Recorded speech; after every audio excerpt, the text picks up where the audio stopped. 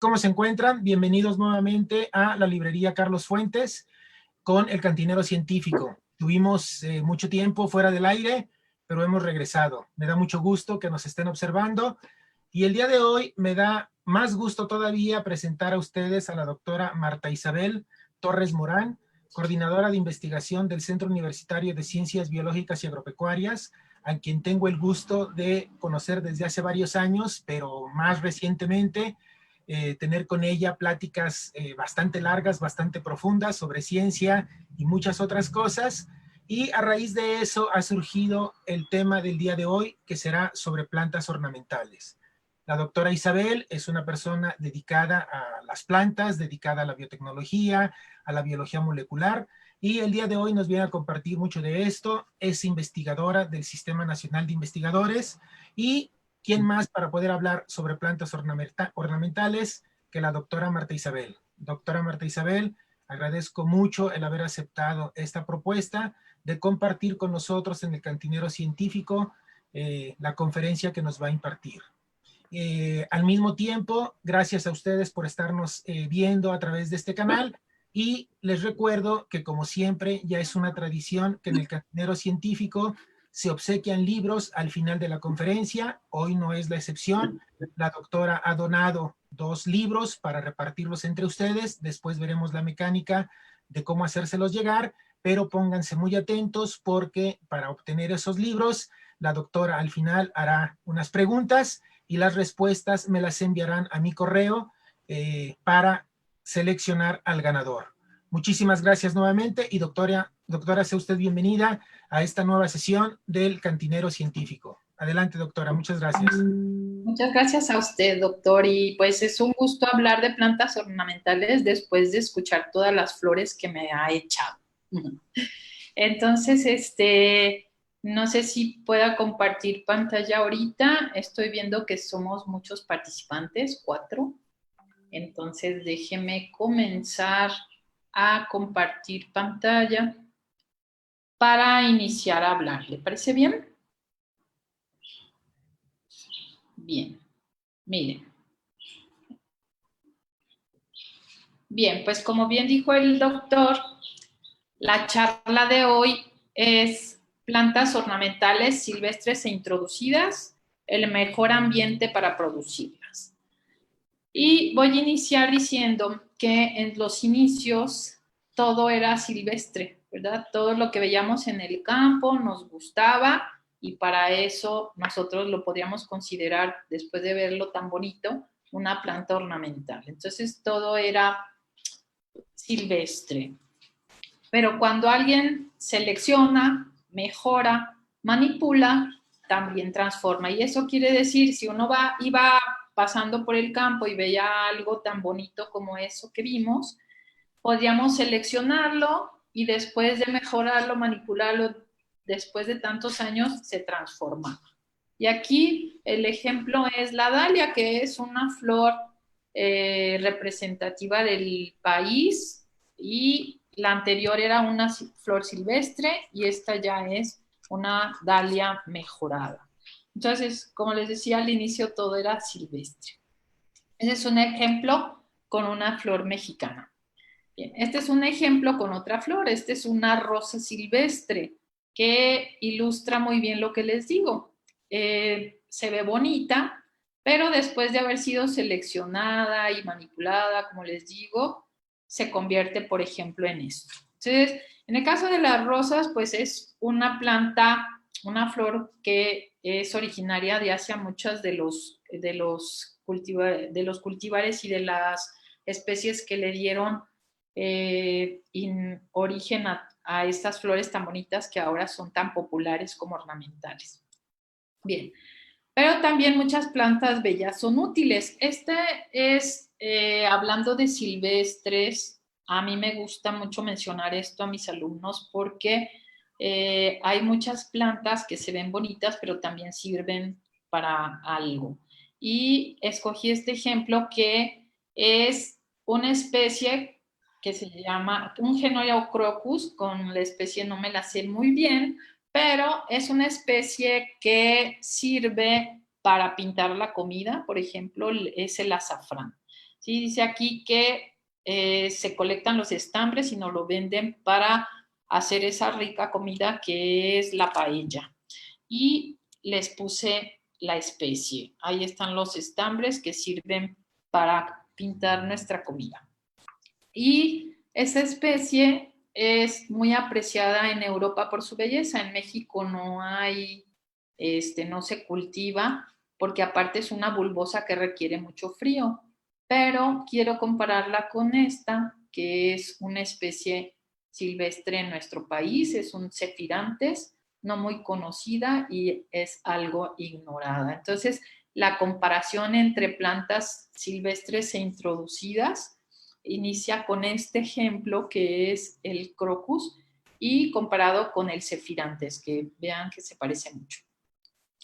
Y otro ejemplo que quise poner en el caso de introducidas es esta fresia, que es ahorita no es muy popular aquí en México. Es como temporadas, las flores ornamentales se venden por moda. Y ahorita, si le preguntamos a muchas de las personas que les gusta o que nos gustan las flores, conocemos las gerberas, conocemos la astromeria, las rosas, los claveles, pero si les decimos fresia, no es muy popular porque ahorita no la están cultivando mucho en México. Sin embargo, vean qué bonita comparación con una mexicana que se llama crocosmia. Esta sí la podemos ver en algunos jardines, en algunos lugares, pero es también un poco ignorada. Entonces, inicié con esto para comparar las especies silvestres y las introducidas. Muchas de las plantas ornamentales que ahorita se venden en los viveros de nuestro país no son originarias de México, han sido introducidas. Sin embargo, si nos gustan las ornamentales, pues tenemos que aceptar también todas esas que son introducidas y aprender a cultivarlas en un ambiente adecuado para que estén bonitas, porque realmente ese es el objetivo de las plantas ornamentales, ¿no? Darnos ornamento. Miren, entonces, quiero contarles que dicen que fue la mujer la que pensó en las ornamentales, ¿verdad? Aquí me encontré este ejemplito. Y dicen también que porque los hombres estaban siempre pensando en otra cosa. También me encontré este ejemplo que se los puse. Sin embargo, hayan sido las mujeres o los hombres, las plantas ornamentales siempre nos han acompañado, ¿verdad? Desde tiempos ancestrales, las casas en todo el mundo se adornaban con plantas. Entonces, vamos a comenzar con una clasificación de plantas ornamentales. Hoy me preguntaba un compañero precisamente que qué es lo que se considera como una planta ornamental. La respuesta más sencilla es la que sea que te guste. Si a ti te gusta cómo se ve el cilantro en una maceta, para ti eso es una planta ornamental. Sin embargo, tengo aquí una clasificación. Las plantas ornamentales se clasifican en plantas que son producidas para cortarlas y pueden ser cortadas con el objetivo de obtener sus flores o sus follajes. Un ejemplo es las plantas que se comercializan cortadas o que solamente se usa una parte de ellas. Luego tenemos las plantas que son producidas en contenedores. Ahí me falló un poco el movimiento, pero miren, la clasificación para corte pueden ser flores y follajes. Para producción en contenedores tenemos las plantas que se cultivan en maceta y también hay follajes, miren. Todas esas, las macetas, los follajes y plantas que se ponen en el jardín y se comercializan en contenedores, que pueden ser macetas o cualquier otra cosa, son plantas ornamentales para contenedores. Y tenemos también el viverismo para reforestación y paisajismo. Entonces serían 3 líneas que en las cuales se pueden dividir las plantas ornamentales, las que vamos a cortar, ya sea para tener la flor o para tener el follaje, las que vamos a poner en contenedores o en el jardín, y las que se van a convertir en árboles o en especies grandes que podemos poner en los jardines. Ahorita también hay una tendencia para cultivar los árboles de Navidad, ahorita que ya va a empezar esta época, que no sabemos si la pandemia nos den ganas de poner un árbol, pero hay que tener el buen ánimo y a lo mejor ponemos un arbolito vivo adornado para la temporada. Bien, estos serían elementos del jardín o del paisaje. Aquí hay un ejemplo de flores que se cultivan para follaje o para la flor cortada, que la tenemos que poner en un florero y tienen una vida mucho menor que las que ponemos en una maceta. Aquí les puse un ejemplo de muchas que están en contenedor. Bien. Entonces, los ejemplos. Aquí podemos ver que tengo la misma clasificación y las especies que nos pueden servir para cualquier fin de estos que están aquí anotados. Entonces, tenemos los follajes, los follajes, la flor de corte, que la flor por excelencia son las rosas cortadas, las gerberas, todas las que mencioné, y los follajes en los cuales que encontramos palmas, helechos, coníferas, gipsófila, estátice, muchísimos. Si ustedes se dan una vuelta por el mercado de las flores, pues podemos encontrar todas estas especies. Y en macetas, pues otro tanto. Entonces, esta sería como una clasificación general. Hay veces que no está tan clara la clasificación de plantas ornamentales. Entonces, pues a mí me ha servido cuando doy clases tener esta a la mano, las que son para corte, las que son para contenedor. En esta charla, como bien dijo el doctor, tenemos pensado donar esos libros. Pues me hago un poco de publicidad. Soy la autora de este libro que se llama Guía Ilustrada de Plantas Ornamentales. Y para elegir el ganador que se va a llevar los libros, pensé ver cuántos saben de ornamentales. Entonces, la mecánica sería la siguiente. Buscar un papel, puede ser una servilleta, si quieren, poner un número números del 1 al 5 y vamos a hacer un pequeño ejercicio para saber cuántas plantas conocen de las que les voy a poner ahorita. En esa servilleta van a poner los números, no son 7, son 5, y van a poner el nombre de las especies que vamos a ver a continuación. Voy un poco rápido para que alcancemos a ver toda la presentación que aún me falta, pero mientras les voy a pedir que hagan su numeración del 1 al 5 y que observen las plantas que les voy a poner para que puedan poner si saben cómo se llaman. Aquí el ejemplo les puse fulana, sutana, mangana. Después le toman una foto a los nombres que escribieron y lo van a enviar por favor a este correo. Según los correos que nos lleguen, las dos primeras personas que le atinen o que sepan más bien los 5 nombres de las especies de plantas que voy a poner, entonces van a ser acreedoras del libro. Bien, voy a empezar. Voy a contar hasta 3 y voy a cambiar la diapositiva. Bien, ¿listos? Esta sería la primera. Espero que ya la hayan escrito. Esta sería la segunda.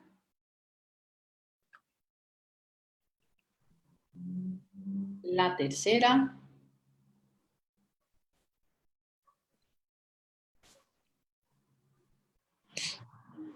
La cuarta.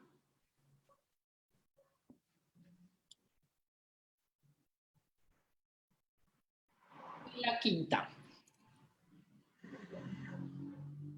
Muy bien. Bien, entonces, ya después de hacer el test, continuamos. Y bueno, como la charla dice, para conocer el ambiente en el cual las plantas se desarrollan mejor, tenemos que conocer sus necesidades. ¿Y qué es lo que tenemos que checar? La luz, la humedad, la fertilización y si tienen plagas o enfermedades. Puse ese orden porque considero que ese es el orden de prioridades. Si nosotros tomamos una planta y la ponemos en una luz incorrecta, aunque tenga lo demás bien, es muy probable que no se nos dé. Como dicen las señoras y como mi abuelita me enseñó, hay gente que tiene mano para las plantas y hay gente que no la tiene, pero yo creo que es más bien que hay que fijarnos primero en qué luz tenemos que ponerlas, cuál es la luz correcta. Bien, de acuerdo con la cantidad de luz, con la calidad, perdón, de la luz que les llega a las plantas, estas pueden dividirse en plantas de pleno sol, plantas que podemos poner afuera en un patio o en el jardín. Y el ejemplo son los cactus. La calidad de la luz se mide como en intensidades, ¿no? En luz. Esa sería la calidad. Entonces, en cuanto a eso, tenemos las plantas de pleno sol, tenemos plantas que no les gusta estar en el sol, se queman las hojas, se dañan, no crece o se muere, y esas son las plantas de semisombra y las plantas de sombra. Se les llama plantas de sombra, pero en realidad son las plantas que requieren menor intensidad de luz. Entonces, si nosotros tomamos un cactus y lo llevamos a un interior, el cactus no va a sobrevivir. Si llevamos una planta de las que se llaman de sombra y la ponemos en el sol, tampoco. Entonces, por eso mencionaba como primera instancia la luz. Un ejemplo, hay latitudes en la Tierra en la que no se dan todas las plantas. Y aquí la moda ahora es comprar tulipanes que no van a sobrevivir para la siguiente estación. Número 1 sería también, aparte de la cantidad de luz, las heladas que tienen que pasar por sobre los bulbos que están bajo la tierra para que puedan inducirse a floración. Esto quiere decir que los tulipanes que venden aquí en México están pretratados, ¿sí? Y la cantidad de luz que requieren, pues sí es la correcta en inicios de la primavera, como nos la ven. Solo la temperatura sí nos deja, no nos deja tener tulipanes que no van a sobrevivir para... Bien. Este es otro ejemplo de la calidad de luz. En muchas de las plantas que llamamos de sombra, tenemos que ponerles estas mallas para reducir la intensidad o la calidad de luz. Entonces es el ejemplo que nos ilustra cuáles sí podemos poner en el sol y cuáles no. Entonces hay muchísimas plantas ornamentales que muchas señoras las ponen en un lugar incorrecto. Por ejemplo, la sala se ve muy bonita con una maceta, con un cacto, pero la luz incorrecta no nos va a dejar que este cacto sobreviva y que se quede ahí mucho tiempo en la sala. ¿Sí? Bien, de acuerdo con la cantidad de luz, las plantas se dividen en plantas de día corto, como el ejemplo es la nochebuena, plantas de día largo y plantas de día indiferente. Miren, las plantas de día corto se inducen a floración cuando las horas de luz en el día natural son cortitas. Este es el tiempo para que florezca la nochebuena. Entonces son plantas de día corto. Ahorita cuando las horas luz son menores que en el verano o en la primavera. Las plantas de día largo, como esta acmea que puse aquí, son las que florecen por el contrario, cuando hay más horas luz en el día. Y las plantas de día indiferente, pues florecen todo el año. Un ejemplo es esta gazania que les estoy poniendo. De acuerdo con la temperatura, bueno, antes de seguir con lo de la temperatura, quiero mencionar aquí porque es importante la luz. Entonces, es calidad y cantidad de luz lo que necesitan las plantas para estar bonitas. ¿Sí? Entonces, por eso puse como número 1 la luz. En cuanto a la temperatura, las plantas se dividen en plantas de clima cálido, en plantas de clima semicálido y en plantas de clima frío. Entonces, la temperatura también es un factor determinante para nosotros poder elegir cuál planta queremos poner dentro de nuestra casa o afuera en los jardines. Bien, de acuerdo con la humedad relativa, las plantas se dividen en tropicales, en subtropicales y en desérticas. Bueno, el Liptops no es tan desértico, pero es un ejemplo que me encontré ahí. Las tropicales, pues los helechos, por ejemplo. Entonces, muchas veces cuando una planta no está muy bonita, que no está haciendo su función de ornamental, es porque está sufriendo en el lugar en donde la pusimos. Nosotros, a los que nos gusta producir plantas ornamentales, pues tenemos que aprendernos bien las necesidades y sobre todo si vamos a tener una producción de muchas plantas.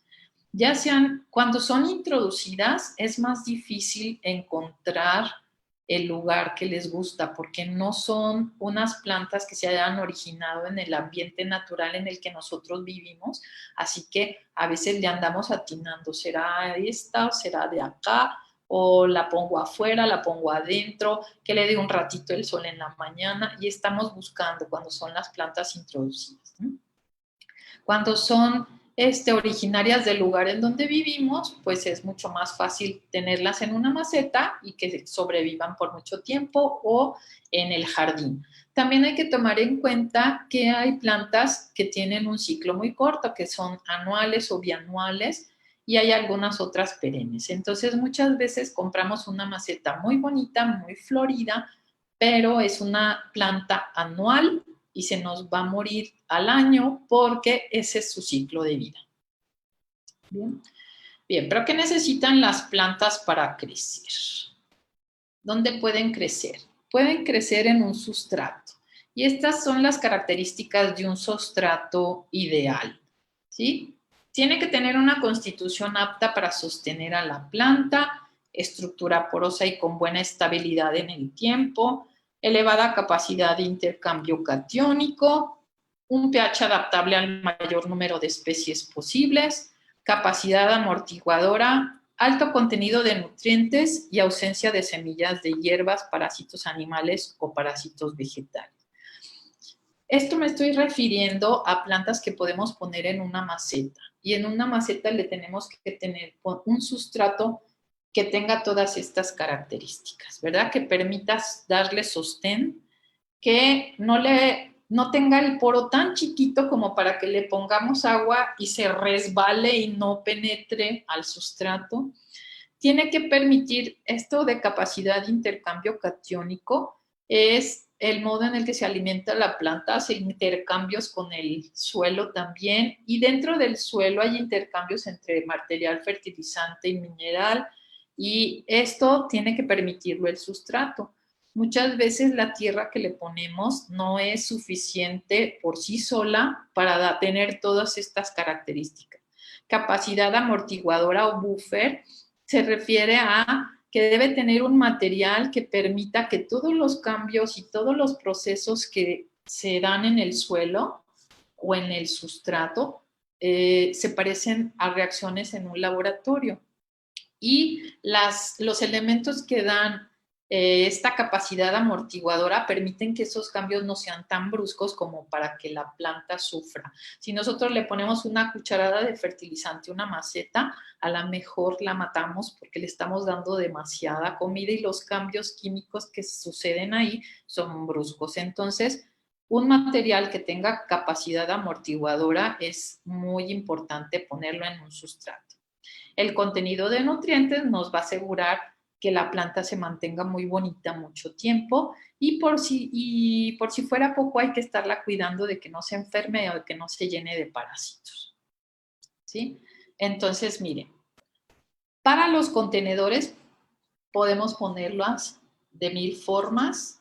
Les puse aquí varios ejemplos. Ahorita hay la onda de los muros verdes que son un poco difíciles de mantener, pero como contenedor y como tipos de plantas, pues tenemos muchísimas. ¿Y qué elementos podemos utilizar para elaborar ese sustrato con todas las características que les mencioné? Tomen nota de esto porque es una receta secreta de mi abuelita y funciona para todas las plantas y lo tengo súper comprobado. Pero no le digan a nadie porque es receta secreta. Bien, entonces necesitamos lo que dice ahí, un elemento mineral que le dé sostén, un elemento que le dé porosidad. El de sostén puede ser tierra de hoja, tierra negra o tierra para macetas, la tierra que nos venden en los viveros, y de eso le vamos a poner 6 partes. ¿Qué elemento le dé porosidad? Pues podemos dársela con arena, jal, agrolita, perlita, agujas de pino, tesontle fino. Hay varias posibilidades aquí y aquí tendríamos que ponerle 4 partes. Materia orgánica puede ser composta de residuos vegetales, lombricomposta, estiércol y de eso una parte. Si nosotros medimos en macetas, quiere decir que vamos a poner 6 de tierra de hoja, 4 de jal, por ejemplo, y una de estiércol. Aguas con el estiércol porque este tiene que estar composteado. Si se lo ponemos fresco, a lo mejor matamos a la planta, ¿sí? Y finalmente, el elemento amortiguador o buffer lo podemos utilizar con carbón vegetal. Antiguamente, hace muchos años, que a lo mejor mucha gente que esté conectada no va a saber, pero había carbonerías en donde quedaba carbón que usamos ahora para sartane o lo que sea. Se vendía en establecimientos en donde, como se tallaba, generaba mucho polvito y a eso se le llamaba cisco. Ahora es difícil encontrarlo porque no hay carbonerías, ¿verdad? Pero una bolsa de carbón la podemos moler bien y podemos ponerle también una parte. Si nosotros hacemos este sustrato, podemos tener casi todas las plantas muy contentas, muy bien alimentadas y muy sanas. Este sustrato nos sirve muy bien para cactus, pero para todas las demás plantas sí. Para cactus hay que aumentarle la porosidad, ¿sí? Entonces hay que hacer un balance hacia lo poroso. Bien. Aquí estamos, voy a mencionar que con ese sustrato estamos asegurando también una buena nutrición en las plantas que les gusta a las plantas los fertilizantes, ¿verdad? Y estos los podemos dividir en orgánicos e inorgánicos. En la receta que les acabo de dar, pues el estiércol está fungiendo como un fertilizante orgánico. Y en el mercado, pues hay muchísimos ejemplos. Aquí, ¿qué es lo que nos tenemos que fijar? Nos tenemos que fijar en su contenido de nitrógeno, fósforo y potasio, ¿sí? Nitrógeno, fósforo, potasio. Siempre nos vamos a encontrar en los fertilizantes comerciales esta relación. Los ejemplos que les puse aquí quiere decir que un fertilizante que les diga que tiene una fórmula 18460, quiere decir que tiene 18 unidades de nitrógeno, 46 de fósforo y nada de potasio. Lo que les recomiendo si quieren fertilizar sus plantas son complejos ternarios, los que tengan los 3 elementos. Y ya, si es para mantener nuestras plantas bonitas en nuestra casa, pues eso sería suficiente. Pero si necesitamos producir, entonces sí hay que estudiar bien todas estas relaciones. Bien. Pero en general un fertilizante con los 3 elementos es suficiente. Este es un ejemplo de los pensamientos, son un ejemplo de las plantas anuales. Estas muchas veces nos gustan mucho, las consumimos, pero luego dicen, es que se me murió. Y muchas de las plantas de estación que están floreciendo muy bonito en primavera son anuales o bianuales. que era lo que les decía, completan su ciclo y se terminan. Y otro ejemplo, digo, este ejemplo es para perennes, que son las crasuláceas, que ahorita también están de moda, digamos. Bien. Estos serían otros ejemplos de plantas ornamentales. Bien. Finalmente, quiero mencionar esto de cómo identifico si la planta está bien. Primero tengo que conocer cómo es, ¿verdad? Porque puedo ver esto en una maceta y digo, ¡ay, se ve bien padre! Pero realmente debería ser así. Entonces, ¿cómo le identifico que está bien? Tengo que conocerla como debe ser, ¿sí? Este sería un ejemplo de, mira qué bonita planta, se ve chistosa, la quiero, pero esta es su forma natural. Entonces, si yo la conozco como debe ser, me voy a dar cuenta si tiene algún problema o no, como en este caso de esa. Y aquí está otro ejemplo en un cacto. A lo mejor yo digo, ay, está veteado, se ve padre, pero resulta que tenía que ser así. Entonces, para darme cuenta si hay algo malo con la planta, tengo que conocer su estado natural. Miren, este también es otro ejemplo, ¿verdad? Bueno, no es tan difícil checar aquí que tiene ciertos problemas de enfermedad, pero hay que conocer cómo es en su forma natural para saber si está bien o no. A lo mejor este tono de verde amarilloso me gusta, pero resulta que así no es la planta, debe ser así. Y necesito conocer el tono de verde natural para saber si está bien o si está mal o identificar cualquier tipo de problema. Y por último, la recomendación, no es un anuncio, pero pues podemos usar este jabón para las plantas ornamentales que tienen problemas de plagas. Funciona muy bien, una cucharada en 1 litro de agua y asperjado cuando hay cochinilla algodonosa o alguna otra cosa, para no utilizar insecticidas. Bien, pues sería todo de mi parte. Agradezco su atención y espero que tengan alguna pregunta por ahí. No sé. Bueno, doctora, muchísimas gracias.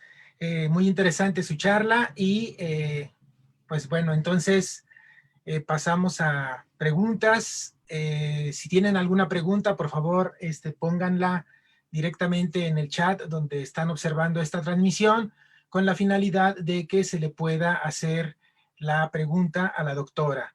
De antemano aprovecho para decir que ya tenemos algunas respuestas, pero le voy a pedir de favor a la doctora si me dice las respuestas porque hablando de plantas, pues ya me metí en problemas y no tengo yo las respuestas correctas como para poder saber qué les vamos a decir eh, a los que están observándonos.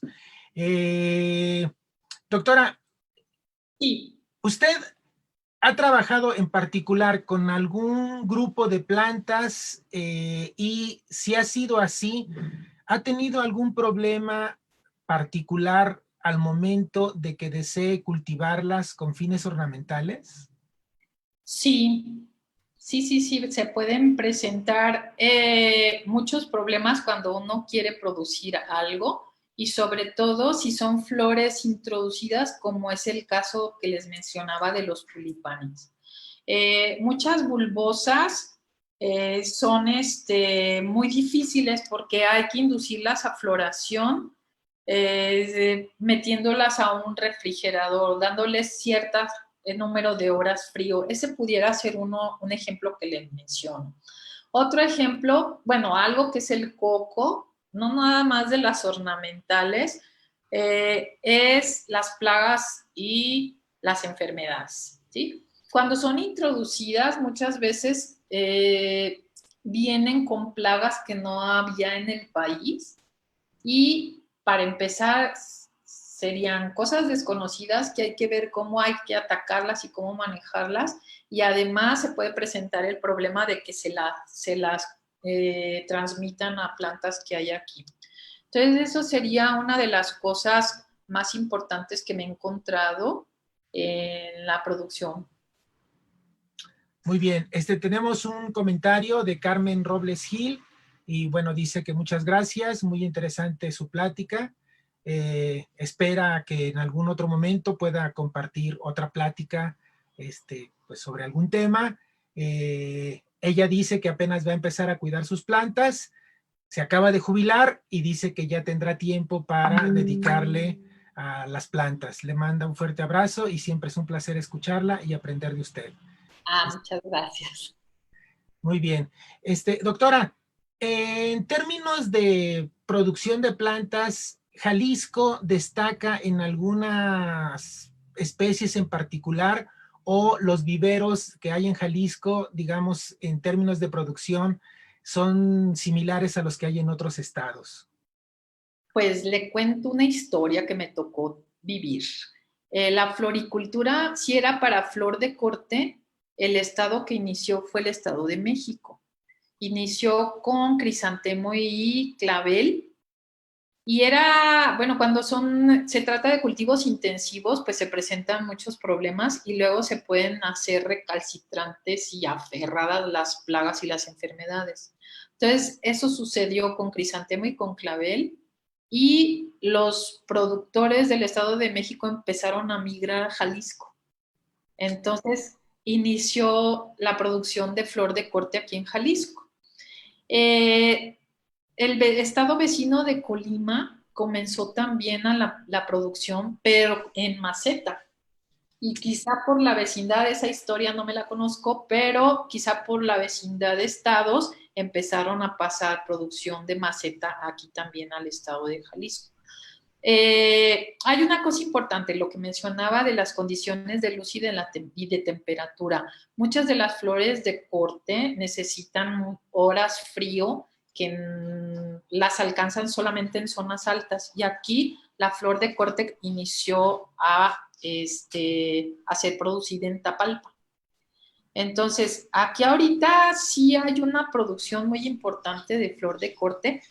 Ya tiene varios años, se instaló después de los problemas que encontraron en el Estado de México y en años pasados empezaron a impulsarla. Estaban buscando exportar flor de corte a Rusia. Estados Unidos es un mercado muy difícil, pero empezaron a buscar.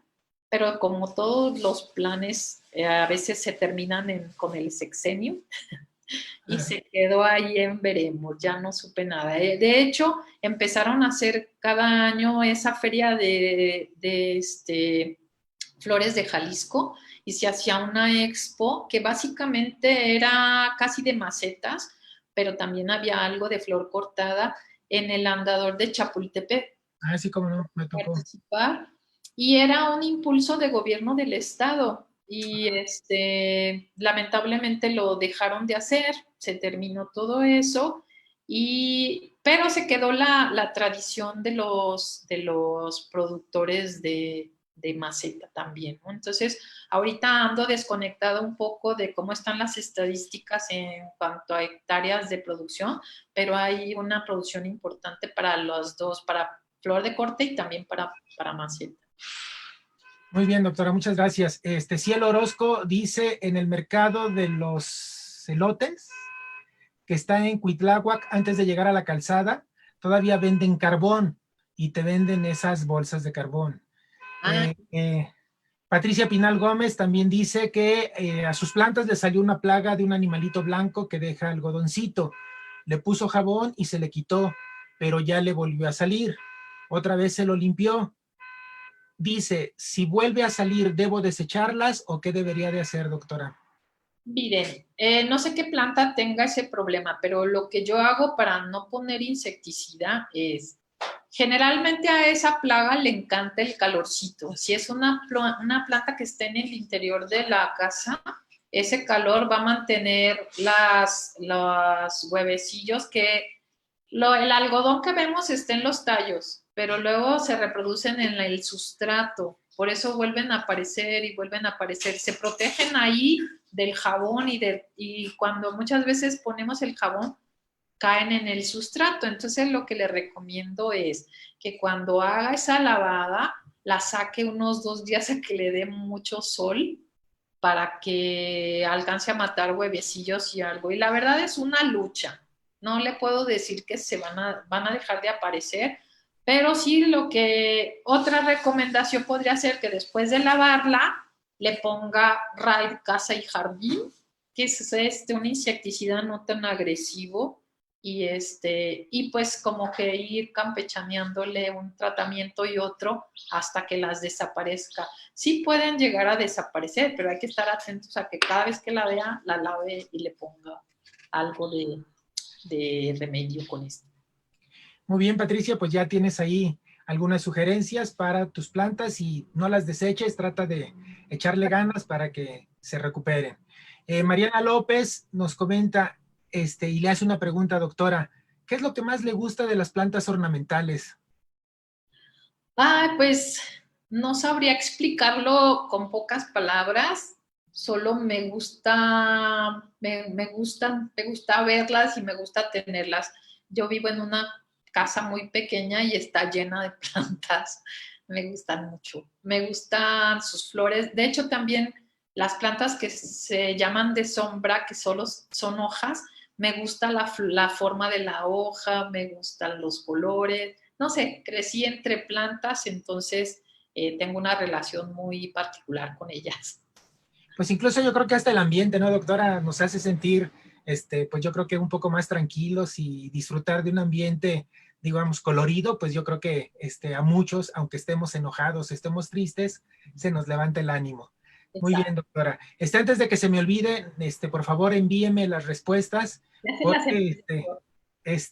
para que antes de que nos vayamos podamos saber quiénes fueron los ganadores. Kevin Almaraz de León dice, y es una pregunta muy interesante, dice que normalmente en los viveros no se encuentran plantas nativas de la zona a la que se visita. Y él hace una pregunta, ¿es difícil cultivar plantas nativas o es por desconocimiento o por facilidad le podríamos agregar? Bueno, yo sí he visto muchas plantas nativas. Por ejemplo, muchas crasuláceas son nativas de México. ¿Sí? México tiene diversidad de algunos géneros de crasuláceas, Echeveria o Echeveria, Sedum. O sea, muchas de esas son nativas.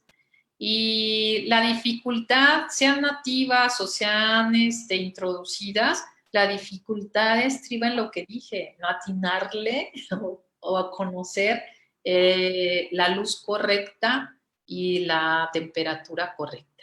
Eso es lo que los hace difícil o fácil, sean nativas o no. Y por ejemplo, doctora, ¿qué pasa con los cuidados? ¿Son más delicados cuando se pretende hacer un bonsái? El bonsái, no puedo decir que sea más delicados, más bien hay que tener mucho más cuidado y escoger bien la especie que queremos hacer bonsái. Los bonsáis que nos venden ahorita por las calles, hay incluso algunos que valen 50 pesos, son facilísimos de hacer, facilísimos, porque se van al árbol grande, escogen una rama que les gusta, la codan, que es un sistema de propagación, y cuando la tienen acodada, que es, no es otra cosa más que poner un sustratito en la rama cuando todavía está en la planta madre, esperar a que tenga raíz y luego cortarla y así me voy a lo seguro, no me arriesgo a que se me muera la rama. Entonces eso es lo que hacen con los bonsai que nos venden, los acodan, los ponen en una macetita y voilà. Un bonsai original sí es muy tardado y además requiere de paciencia y de la elección correcta de las especies.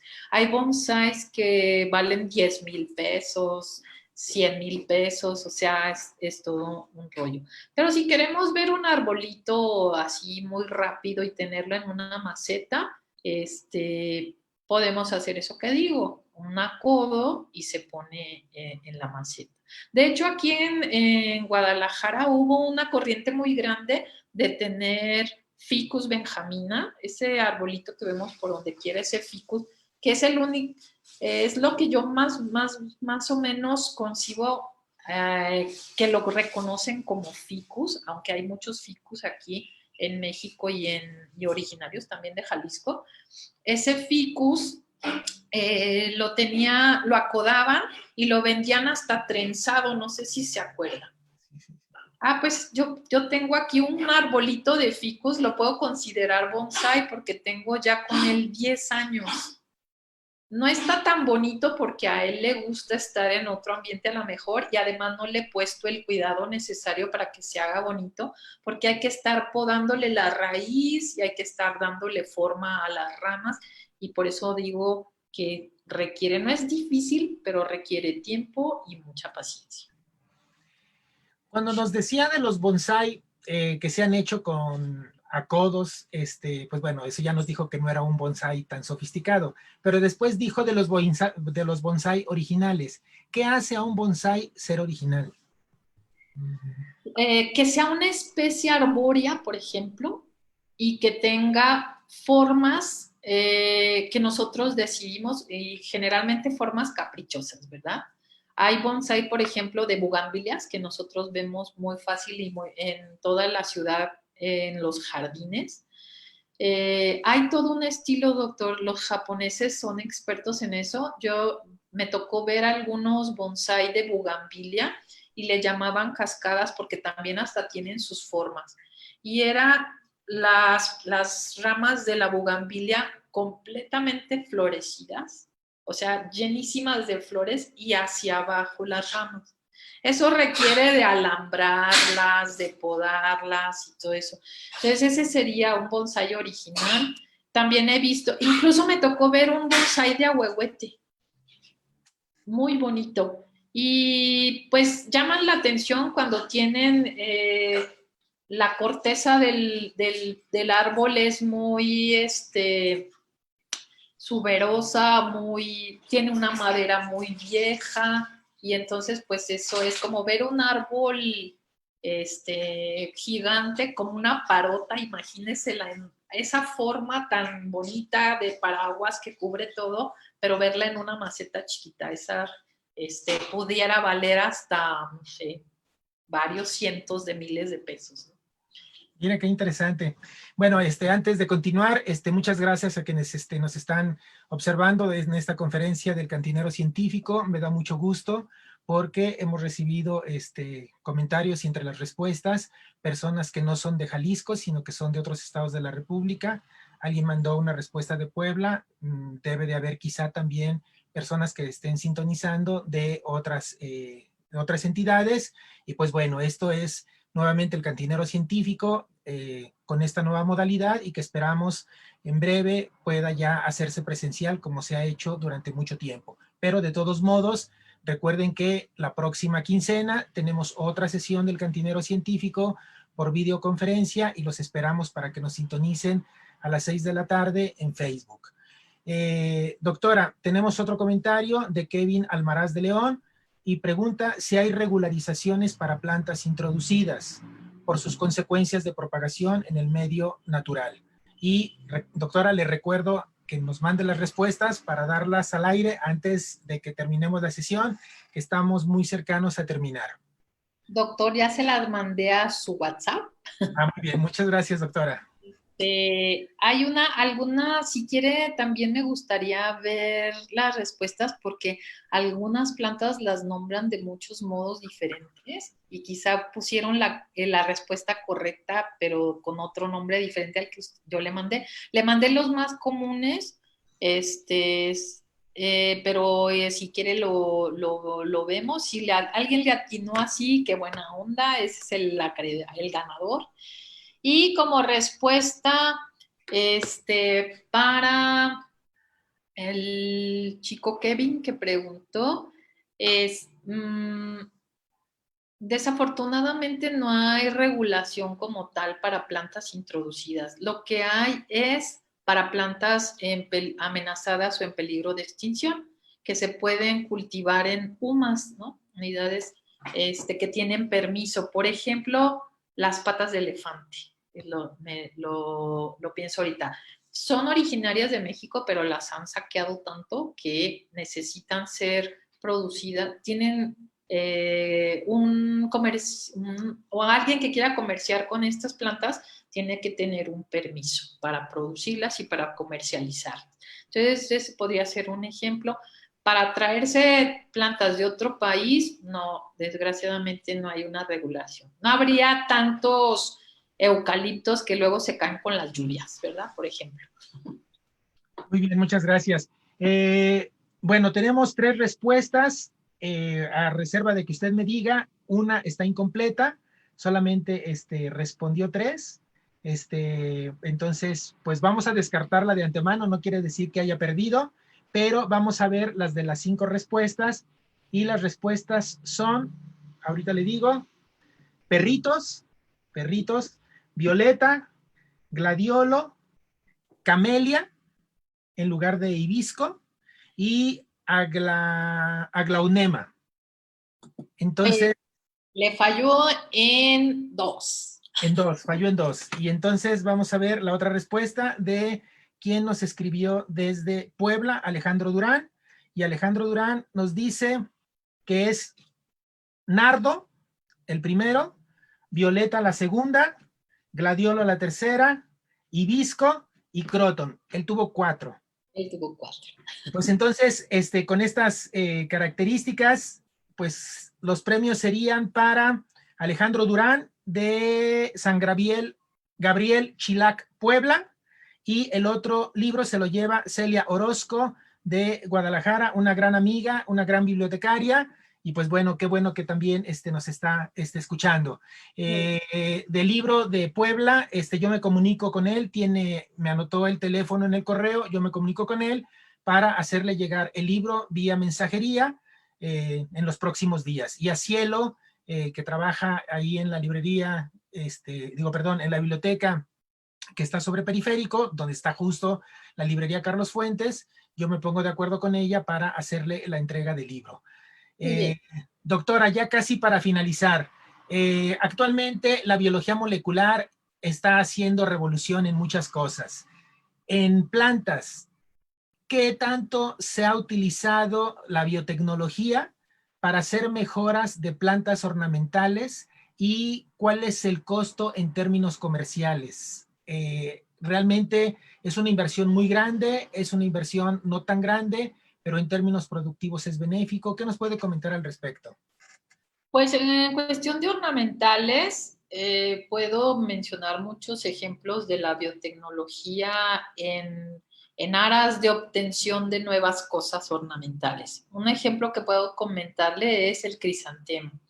El crisantemo ha sido mejorado a través de, por ejemplo, mutagénesis inducida. O sea, y además la utilización de cultivo de tejidos, ¿sí?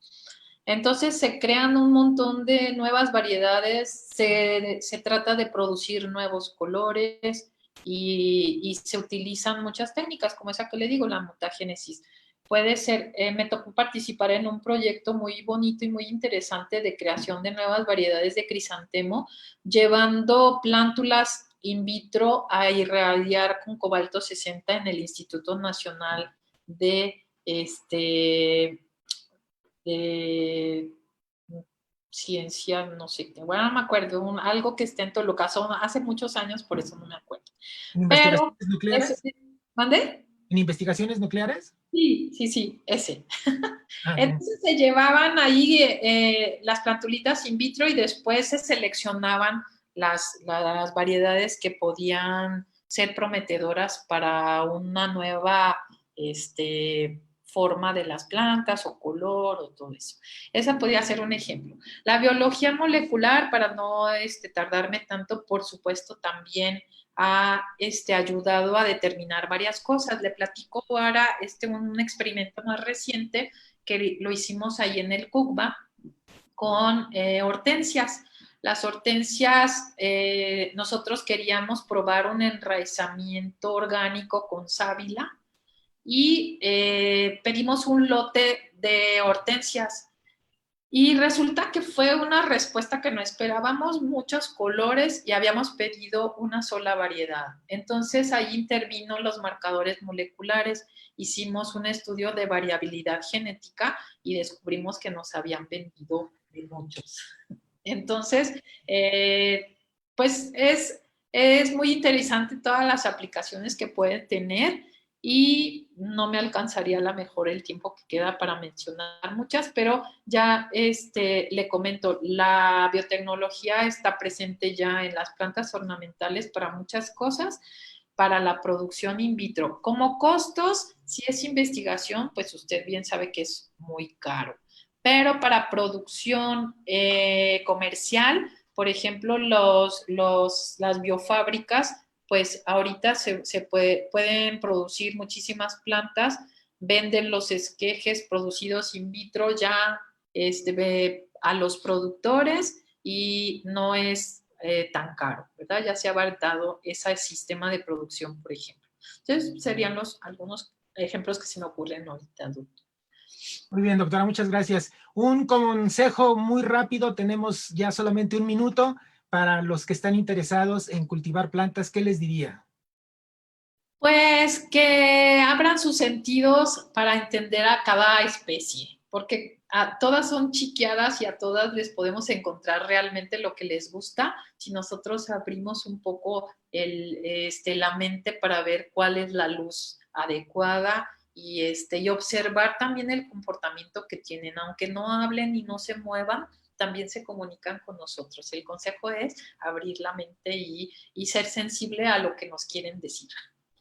Muy bien, doctora, interesante reflexión y muchísimas gracias por habernos acompañado en esta nueva versión de El Cantinero Científico en videoconferencia, una charla bastante interesante y que seguramente en próximos días usted nos dirá la próxima conferencia que ya la pidieron en nuestro chat y pues agradecemos nuevamente su participación. A todos los que nos acompañaron el día de hoy a través de esta emisión, damos también las gracias.